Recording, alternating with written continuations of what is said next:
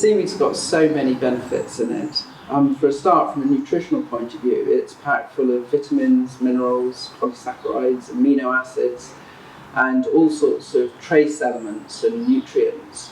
Because seaweed really, coming from the sea, which is where all life came from, it's almost like a sort of primordial soup of all the building blocks of life. And certainly it would be better to take seaweed than a general vitamin and multivitamin pill. Traditionally, seaweed has got a lot of benefits in herbal medicine. In high doses, it's been used for things like rheumatic pain and arthritic pain. It certainly clears up the skin.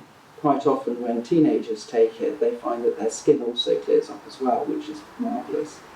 Of course, it's used for underactive thyroid because iodine is an essential mineral that's needed by the thyroid to keep healthy. And it's also used a lot in slimming tablets and slimming treatments. That's partly because the iodine is necessary to increase the metabolic rate to normal. A lot of people with underactive thyroid find it difficult to control their weight because their metabolism is running too slow. But seaweed also produces alginates. Those are like a gel that thickens when you've eaten it. So it increases satiety, and by that I mean that it increases the feeling of fullness. So there was a really interesting study at the University of Newcastle with middle-aged men, which showed that if you gave them unrestrained access to bread and butter, the ones that had access to bread just made with salt ate far more naturally than the ones that had bread that had been enriched with seaweed. And a lot of the seaweed pills that are touted out there are just gels that literally swell in your stomach, making you feel less hungry. But of course the side effect of many of them is that it blocks you up as well. So it has a multiple range of uses. The few sources of iodine, you don't get it much in land plants at all.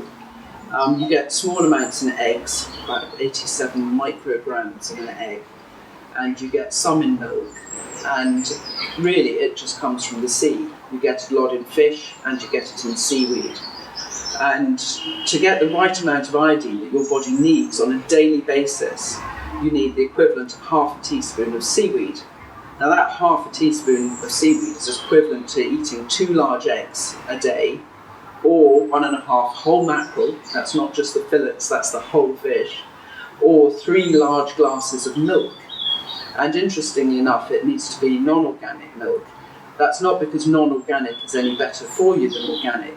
It's just that after the war, when underactive thyroid was actually a huge problem in the UK, what happened was that as milking of cows became mechanised, they used an iodine wash to wash down the cow's udders and the equipment.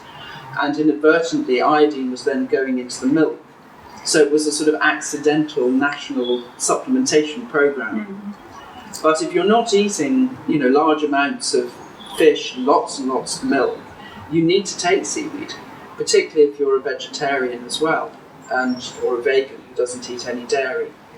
And what's happening at the moment in the UK is that there's a national deficiency in iodine.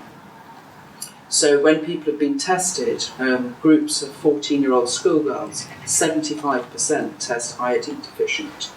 Studies on middle-aged women, about 66%. We did a study last year with the University of Glasgow with healthy 25-year-olds, and 52% of them were iodine insufficient. And what that means is that initially you don't really notice. But as you get older, you start to feel fatigue, your energy levels go up and down, you have trouble controlling your weight, you have dry skin and hair. And a lot of people in their 40s just assume that this is middle age. What they don't realise is that having been malnourished for a couple of decades, that they actually have been starving their thyroid of this vital mineral, and that it's starting to slow down and become underactive. So it really is a problem in the UK, and I would encourage everybody to eat seaweed. That half a teaspoon a day is all you need. There are various different types of seaweed that you can eat, and in the UK, certainly all British seaweeds are edible. There aren't any poisonous seaweeds, which is a relief. The only thing about it is that some are less edible than others. Some are very chewy, some are a bit hairy. So if you're gathering your own seaweed from the beach, you can nibble on everything until you find the ones that you like. The important thing is not to just pick them off the beach where they've been thrown up and they're already dead or in the process of dying, but to actually cut them from the rocks once the tide's fully out so that they're nice and fresh as well. Different types of seaweed do have different mineral contents and vitamin contents. Some are really, really high in the B vitamins, some are higher in iodine than others, but all of them, without exception, have got this really good broad range of vitamins, minerals and trace nutrients that the body needs. Seaweed can be taken in lots of different ways. When you're cooking with it, there are some of them that you can eat fresh. Things like Dumont's tubular weed, you can literally eat raw in a salad and it tastes absolutely delicious. When you dry it, it doesn't really have a taste at all. There are others that you can dry and use as spices. So ones like pepper dulse give a really lovely, spicy, tangy flavour, and you can just use them, sprinkle them on as a seasoning. There are the long laminaria, the oarweed or tangle, which look really rubbery. What I like to do with those is to actually cut lengths of them and dry them. And then I put them into stews or soups, a bit like other people would use bay leaves. So just let them cook whole, and at the end of it I take them out. And that way you get all the lovely umami flavour. And because they have the gels in them, they also help to thicken the soup or the stew without you having to use flour. So if you're slightly gluten intolerant, it's a really good way of thickening up your sauces without actually using flour. There are seaweeds like sugar kelp, which is really interesting. When it dries, you'll notice there's a white powder on it. It's not mould, it's actually natural sugar called mannitol, which doesn't change your blood glucose levels. And that can be fried up in crisps, little square crisps, and children love snacking on them. But most seaweeds you can actually dry and then mill, powder them down, and just use them in seasoning. So with every meal that I cook, I think I probably always add, at least a teaspoon or so of seaweed, as well as salt and pepper and other spices.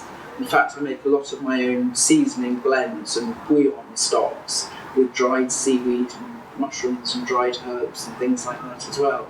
So you get all the lovely flavour and all the benefits too. People get put off by seaweed because they think it's going to taste really strong and fishy.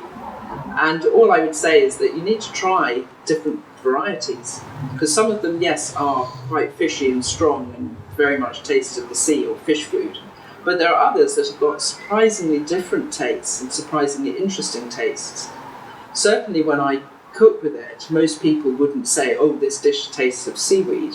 It's just one of the spices that goes to making it up. There are others that taste more like cabbage, and there are some that have really tangy tastes, some that are quite sweet. So there's an enormous variety out there. If you're collecting your own seaweed at the beach, don't worry, it's not dangerous. The most dangerous thing that can happen is that you'll slip over on the rocks, because there aren't any poisonous ones. What you want to do once you rinse them is dry them slowly. And if you're buying commercial seaweeds, that's something you need to look out for as well, because if they're dried at really high temperatures, a lot of vitamins and goodness goes out of them. But if they're dried really slowly, you're getting the full nutrient profile in them that hasn't been fried out. And when you gather them yourselves or use organic certified ones, you also know that it's being picked sustainably and not just sucked off the ocean bed, which has terrible ecological consequences. Personally, I couldn't live without seaweed. I come from a family that develop underactive thyroid as they get older, and I know that when I take it, there's a huge difference in how I feel. If I forget to take my seaweed, I really notice it. So my message to everybody is, eat seaweed.